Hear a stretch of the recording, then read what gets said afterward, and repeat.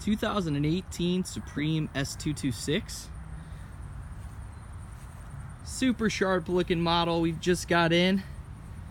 Kept it clean with an all white exterior. The black tower, threw some window tint on there for some contrast on here. But really makes the lines on this boat stand out, as you can see, especially towards the front. Really sleek boat, looks amazing on the water. Sitting on a tandem axle extreme trailer. But love the lines on the 226. And when you do a single color, especially white, those lines kind of come to life. So definitely a sharp look on this thing. On the trailer, we're rocking the extended steps on back with transom tie downs.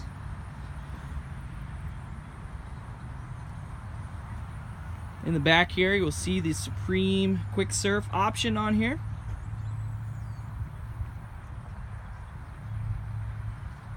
Also new for this year is the new Supreme Chromex decal, or logos rather.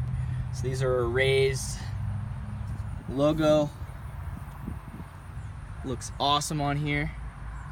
Get those on either side in the back as well.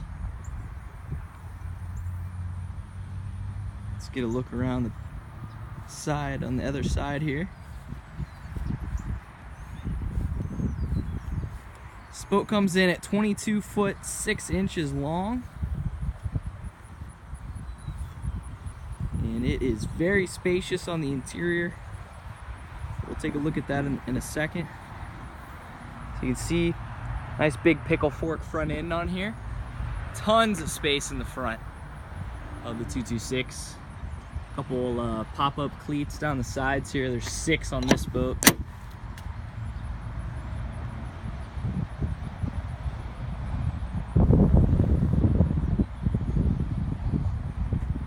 Super awesome looking. Let's hop on into the interior. Take a look at what we got going on the inside of this 226. Platform is going to have the brown gator step option on here. So it's just an EVA foam. Soft to the touch, dries out quick.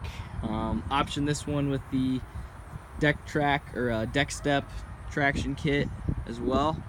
So all the gunnels and up on the bow all the way around are going to have the gator step. And I want to point out we've got the new camel interior on this 226 as well. So definitely a really classy look on this boat with the all white and the darker interior on the inside. I think it's a pretty awesome pair on this. We've got the silver, or I'm sorry, the charcoal welt and charcoal accents and white secondary accents on here. Vinyl has a different finish to it this year. It has less of a sheen, more of a flat finish to it, but it is all a nice textured vinyl. And it's super durable. And the seat cushions on here are very thick and firm and will last for a very long time. They're not going to break down super quick like some of the competitor boats will that you see out there. Option also on here is the center walkthrough, so you can step over that on into the interior. Let's pop open the hatches here, take a look at what we have going on under the hood. So this is equipped with the PCM Challenger Series 6-liter. So this is a 409 horsepower GM block. It's an upgrade on here, and it's a beast of a motor. Sounds awesome, performs awesome, gets this thing up on planes super fast. And what we've got going on ballast wise, we've got a hard tank under the floor here with a piggybacked plug and play bag on top. Got that on each side, and then we have a midship ballast tank as well.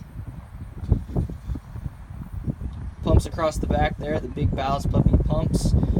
Things fill up nice and quick for you. But a little bit more weight in the back to get that surf wave standing up nice and tall for you, and give it quite a bit of power as well. that thing up. Before I go through the interior, let's also take a look at the tower. Set of rotating board racks on here. So room for 4 boards up top. The tower clips unlock here, pull back, tower collapses forward. Flat black paint on the tower. And 2 pairs of Wet Sounds Rev 8 tower speakers. So you got the horn in the middle here, projecting sound back to your riders, and sounds super loud. To pair with that, we're gonna have 6 Wet Sounds interior speakers as well. So on the sides here, and then 2 up front, and there is a subwoofer, which we'll see here in a moment. Let's go through this interior. As you can see, kind of a better look at what's going on with the brown. And again, the gator step flooring through the interior as well as an option. Let's pop open on behind the driver's side here. So you got storage. It's going to move on back to the back. Nothing under there, but your storage does communicate under this all the way to the back. We flip open the center seat in the back. You've got your drain plug and V-drive down there, so access to that. Port side, storage again runs towards the back of the boat and continues forward up underneath the glove box area. So under here, this is where the batteries live. Get the camera in here. You got your amps mounted on the sidewall, batteries below, and the storage moves all the way up to that back, the lean back of the front seat there. So I'd say probably a good 4.5 feet deep all the way from back to front on that storage area. So room for boards, life jackets, anything you need up under there. Cushion pops back in.